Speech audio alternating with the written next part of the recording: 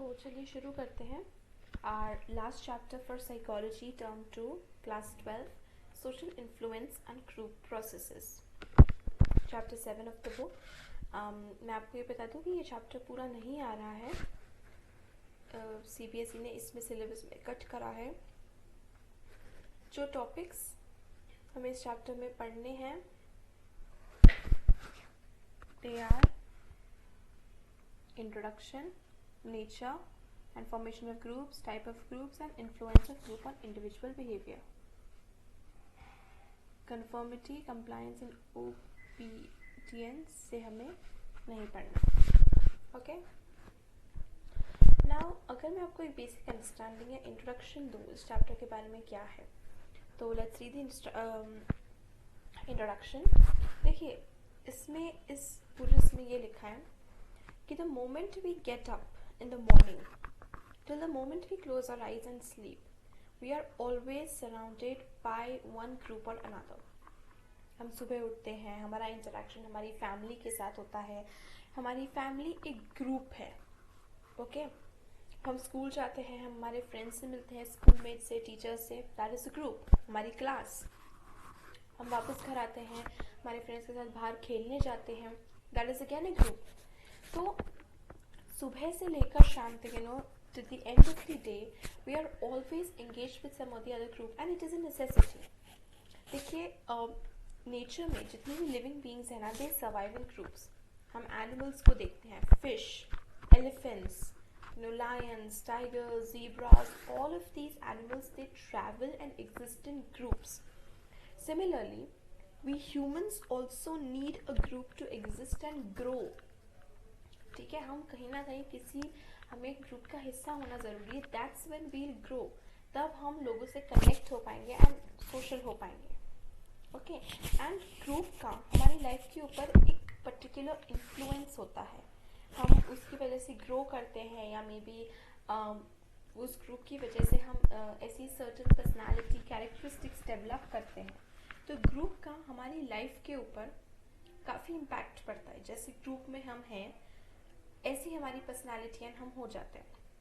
Okay, for example अगर हम class में, आप किसी ऐसे ग्रुप में हैं जिसमें आपकी friends are really good at studying, they are into all these extra curricular activities, तो हम भी we also change according to them. हमारी पर्सनैलिटी को चेंज करते हैं उस ग्रुप में फिट होने के लिए। Why? Because it's the natural tendency of the individual to not leave the group and maintain its membership in the group. So हम बेसिकली इस चैप्टर में पढ़ेंगे कि first what is a group. एक ग्रुप होता क्या है, how do you define a group, because every collection of people is not a group. There are certain characteristics that are unique to a group. हम वो पढ़ेंगे। How are groups formed? Okay, what is the nature of a group? How are groups formed? What are the processes through which groups are formed? Okay, then हम लोग पढ़ेंगे कि इस group का एक इंडिविजुअल पर क्या इन्फ्लुएंस पड़ता है, कैसे इन्फ्लुएंस करता है इंडिविजुअल की लाइफ को, क्या क्या रीजंस होते हैं कि हम ग्रुप्स को ज्वाइन करते हैं। हम ये सब चीज़ें इस चैप्टर में पढ़ेंगे। ओके, अब अगर मैं आपको एक चीज़ बताऊं कि व्हाट आर ग्रुप्स। देखो हम कोई जैसे कि बुक में एग्जांपल दिया हुआ है, हम एक क्रिकेट मैच देखने गए, ठीक है, या एक स्कूल फंक्शन में आए, कहीं पर भी हम सभी बहुत सारे लोग एक साथ इकट्ठे हुए, that doesn't mean it is a group. एक ग्रुप के अपने कैरेक्टरिस्टिक्स होते हैं। There are some norms that are to be followed for a group, for a collection of people to be called and termed as a group. क्या है वो हम group की डेफिनेशन से समझने की कोशिश करते हैं। A group may be defined as an organised system of 2 or more individuals who are interacting and interdependent, who have common motives, have a set of role relationships among its members and have norms that regulate the behavior of its members. देखो group में ज़रूरी होता है कि we have 2 or more individuals. एक group, of course this is like very basic and obvious, मैं अकेले group नहीं बना सकती, राइट? तो एक ग्रुप के होने के लिए 2 or more individuals का एक ऑर्गेनाइज्ड सिस्टम होना चाहिए। कैसा सिस्टम होना चाहिए? ऐसे नहीं आप भाई बस में आप दोनों आप बैठे हो एक बस में, आपके पास वाली सीट पे कोई बैठा है, you are a group. No, there are some rules, there are some norms that have to be followed कि वो एक ग्रुप बन जाए। तो आज इस ये डीमिस्टिफाई वाले चैनल पर हम ये चीज़ें डिस्कस करेंगे एंड समझेंगे कि व्हाट इज़ अ ग्रुप, क्या कंडीशंस होती है जो कि एक ग्रुप को बनाती है। तो organise system of 2 or more individuals. Second point, who are interacting and interdependent. देखो, let's break this definition of groups into 5 points. First point, organized system of 2 or more individuals. Second point, who are interacting and interdependent. उन group members के बीच में एक interaction होना चाहिए, group members के बीच में एक दूसरे के ऊपर इंटरडिपेंडेंस होना चाहिए।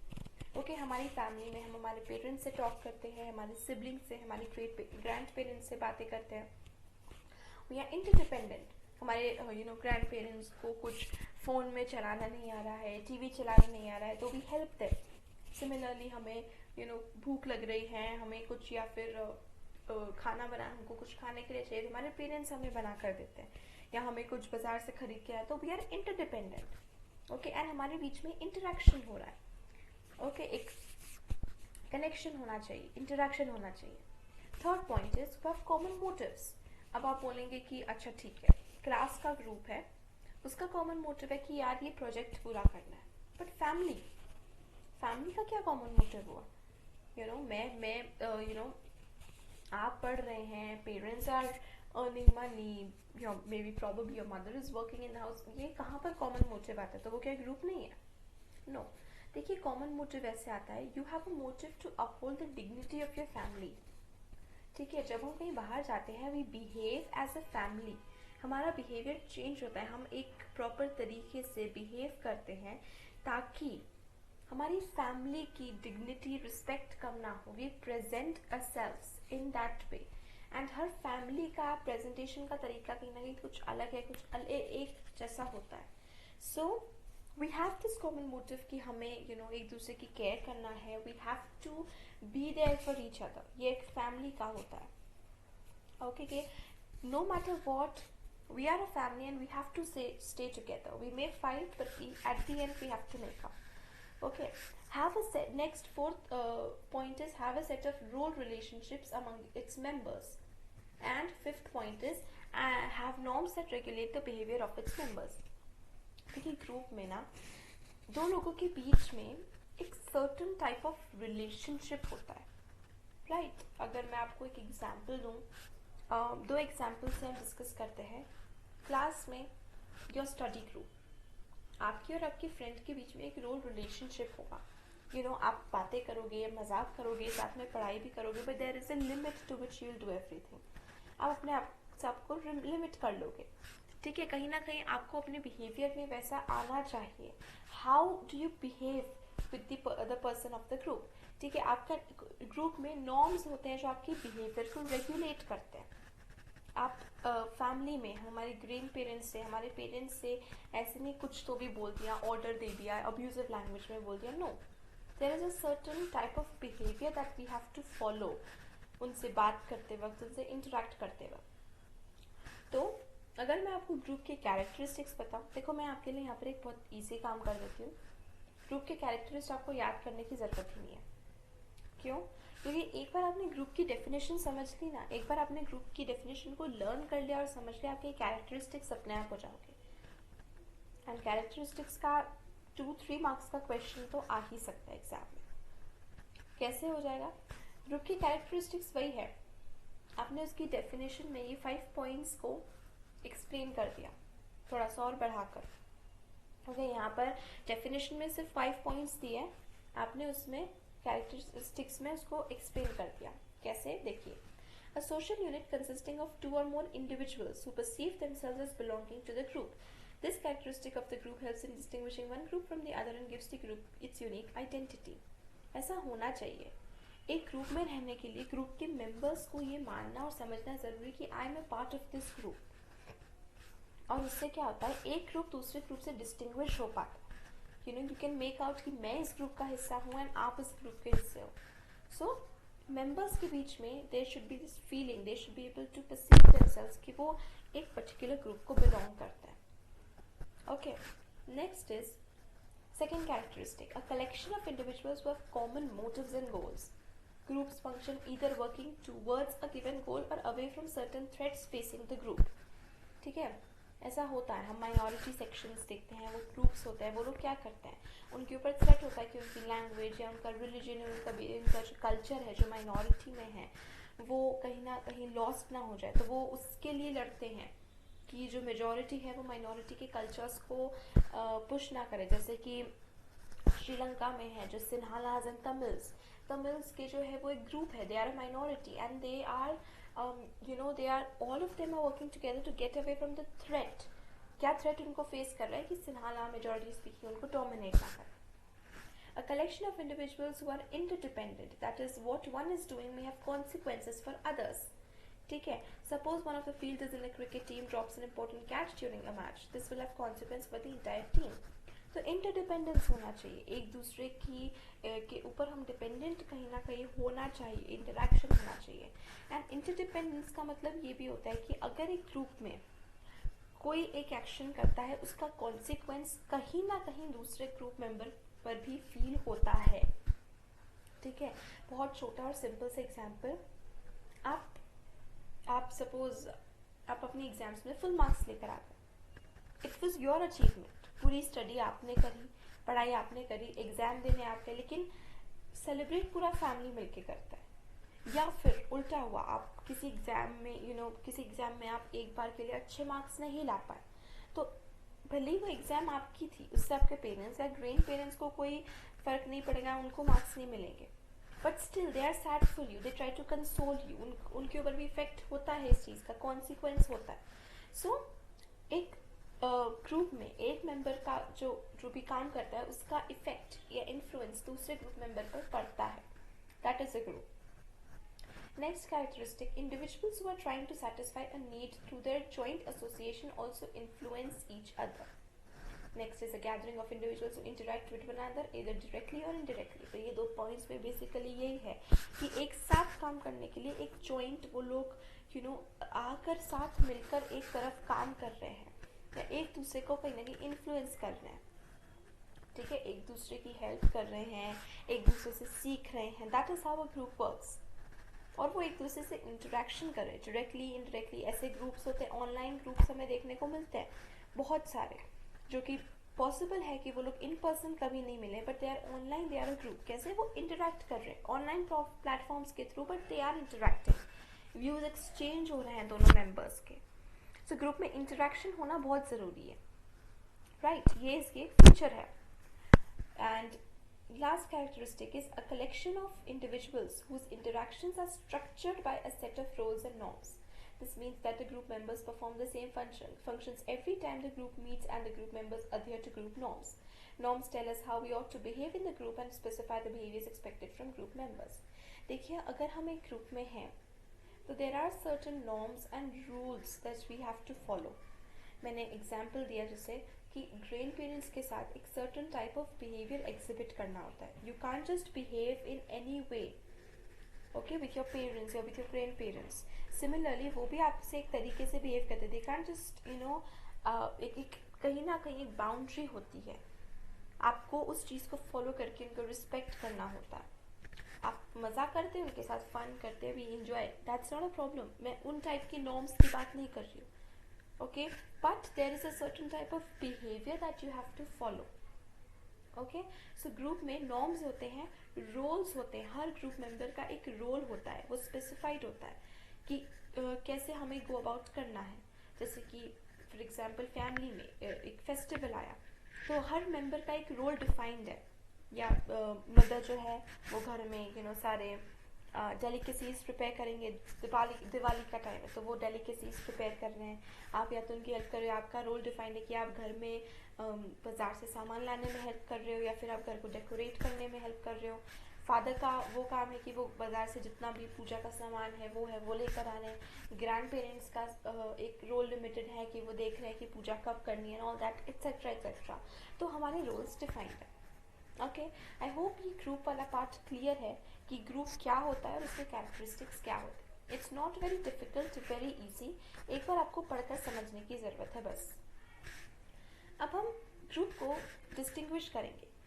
देखो, कलेक्शन ऑफ पीपल और भी होता है, लेकिन ज़रूरी नहीं कि हर कलेक्शन ऑफ पीपल जो है वो एक ग्रुप ही होता है। फॉर एग्जाम्पल क्राउड्स, क्राउड भी एक कलेक्शन ऑफ पीपल है, लेकिन वो एक ग्रुप से डिफरेंट है क्योंकि वो किसी जगह पर या किसी सिचुएशन में बाय चांस प्रेजेंट होता है. ओके, बाय जैसे कि for example 100 people came to watch a concert. तो वो बाय चांस, कैसे कि बाय चांस उन 100 पीपल को वही सिंगर पसंद है तो वो कॉन्सर्ट देखने आए. That is a crowd. ठीक है, क्राउड के बीच में कोई स्ट्रक्चर नहीं होता, कोई फीलिंग नहीं होती, कोई एक दूसरे की कि यार हम एक हैं या हमारे एक दूसरे की उसमें कोई रिस्पॉन्सिबिलिटीज़ हैं, कोई ड्यूटीज़ हैं, हम इंटरडिपेंडेंट है. नो, इस टाइप की कोई बिलोंगिंगनेस वाली फीलिंग नहीं होती. क्राउड का क्या काम होता है? ओके, आए कॉन्सर्ट अटेंड किया, they enjoy and they go back to their lifes. Okay, कोई इंटरडिपेंडेंस या कोई इन्फ्लुएंस एक दूसरे पर या कोई बिलोंगिंगनेस वाली एक फीलिंग जो ग्रुप में होती है वो नहीं होती है. अनदर कलेक्शन ऑफ पीपल होता है teams. Teams are special kinds of groups. कैसे? टीम्स भी ग्रुप्स होते हैं लेकिन थोड़े से ग्रुप से डिफरेंट होते हैं. Members of teams often have complementary skills and are committed to a common goal or purpose. एक common goal होता है एक टीम का. ठीक है, जैसे क्रिकेट टीम है तो उनका एक गोल है कि यार हमें ये मैच जीतना है, पर्पस है. और उनकी कॉम्प्लीमेंट्री स्किल्स होती है, मतलब ऐसी स्किल्स होती है जो एक दूसरे को कॉम्प्लीमेंट करे, एक दूसरे के साथ चलने वाली स्किल्स होती है. ठीक है, टीम्स कैसी बनती है? जो एक फील्ड के प्रोफेशनल साथ मिलकर एक टीम बनाते हैं and they work towards it. But members are mutually accountable for their activities. In teams, there is a positive energy attained through the coordinated efforts of the members. ठीक है, तो members सभी साथ मिलके टीम्स में, cricket team का example है तो वो रोज सुबह प्रैक्टिस करने जा रहे हैं, खूब प्रैक्टिस कर रहे हैं एंड एक पॉजिटिव एनर्जी होती है कि उन्हें साथ मिलकर काम करना है, हार्ड वर्क करना है and they have to achieve their goal. What are the differences between team and group? In groups, performance is dependent on contribution of individual members. In groups, performance जो है वो individual members के contribution पे depend करता है. Team में both individual contribution and teamwork matter. हम जैसे कि बास्केटबॉल का देखते हैं तो बास्केटबॉल के गेम में जो टीम होती है उनका इंडिविजुअली तो कंट्रीब्यूट वो करते ही हैं, इंडिविजुअल तो कंट्रीब्यूशन उनका रहता ही है, लेकिन साथ ही उनको टीम वर्क भी करना होता है कि किस टाइम पर किस प्लेयर को बॉल उन्हें पास करनी है ताकि वो उसे बास्केट में डाल सके. ओके, सो टीम में ऐसा होता है कि आपको इंडिविजुअल आपका कंट्रीब्यूशन मैटर करता है, लेकिन साथ ही साथ आप टीम के साथ कैसे साथ मिलकर चल रहे हैं, that also matters a lot. In groups, the leader और whoever is heading the group holds responsibility. Leader holds responsibility. Team में भी होता है, एक लीडर होता है, उसकी रिस्पॉन्सिबिलिटी कैप्टन जैसे होते हैं क्रिकेट टीम्स में, लेकिन मेंबर्स होल्ड देमसेल्व्स रिस्पॉन्सिबल. हम देखते हैं क्रिकेट टीम में अगर कोई एक फील्डर है वो बॉल कैच करना छूट गया उससे, तो ठीक है कैप्टन के ऊपर तो आता ही, उनकी रिस्पॉन्सिबिलिटी तो होती है, लेकिन वो मेंबर्स की भी रिस्पॉन्सिबिलिटी होती है. ओके, कि मेंबर्स ने कैसे उस वक्त परफॉर्म किया. Third type of collection of people है audience, who have assembled for a special purpose. ठीक है, by chance किसी special purpose के लिए आ गए. Audiences are generally passive, but sometimes they go into a frenzy and become mobs. एक बहुत ही important चीज़ यहाँ पे नोट करना है, audience ऐसे तो passive होती है ना, बिल्कुल जैसे कि सपोज क्रिकेट मैच चल रहा है, ऑडियंस इकट्ठा हुई है, देखने आई है, पैसिव है, वो चीयर कर रहे हैं अपनी अपनी टीम्स के लिए, ये इसके लिए उसके लिए. बट कभी ऐसा हुआ कि दोनों क्रिकेट टीम्स के बीच में कभी कुछ मिसअंडरस्टैंडिंग हो गई, फील्ड पे उनके बीच में थोड़ा सा मिसअंडरस्टैंडिंग हो गया, तो हो सकता है कि ऑडियंस एकदम फ्रेंजी में चले जाए कि अपनी जिस टीम को वो सपोर्ट कर रहे हैं उनके सपोर्ट में, and then they do anything, फिर उनके ऊपर कोई कंट्रोल नहीं होता है. तो मॉब्स में there is a definite sense of purpose. क्या पर्पस रहता है? बहुत सिंपल एक एग्जांपल दूँ कि जैसे भाई मुझे मेरी टीम वालों को सपोर्ट करना है, ठीक है. Polarisation of attention and actions of persons are in common direction. Mob में मतलब अगर सपोज वायलेंस तक बात पहुंच गई तो सभी बस एक दूसरे को पीट रहे हैं. ओके, क्यों पीट रहे हैं? टीम को सपोर्ट करने के लिए, या उसने हमारे टीम मेंबर को ऐसे बोला वैसे बोला, रिवेंज के लिए. So mob behaviour is characterised by homogeneity of thought and behaviour as well as impulsivity. तो मॉब और ऑडियंस में होता है कि ऑडियंस ठीक है एक टीम को चीयर कर रहे हैं, बट फिर भी एक कलेक्शन ऑफ पीपल है, इनका कोई बहुत स्पेशल पर्पस नहीं होता, वो पैसिव होते हैं. लेकिन अगर वो ऑडियंस मॉब में टर्न हो जाती है तो फ्रेंजी में चले जाते हैं, एंड फिर वो मॉब की थिंकिंग एक जैसी हो जाती है. वो पूरा मॉब एक तरीके से इम्पल्सिवली बिहेव करता है, they have no control over themselves. तो इस वीडियो में हमने ये समझा ग्रुप वगैरह के बारे में, ग्रुप क्या होता है, उसकी definition, and we understood what is a team, audience and crowd, उनके बीच में डिफरेंस हमने समझने की कोशिश की। Okay, you can go to my channel and I will be putting the link for the next video in the description box also कि why do people join groups, इसके आगे का जो है हम वो नेक्स्ट वीडियो में डीमिस्टिफाई चैनल पर ही डिस्कस करेंगे।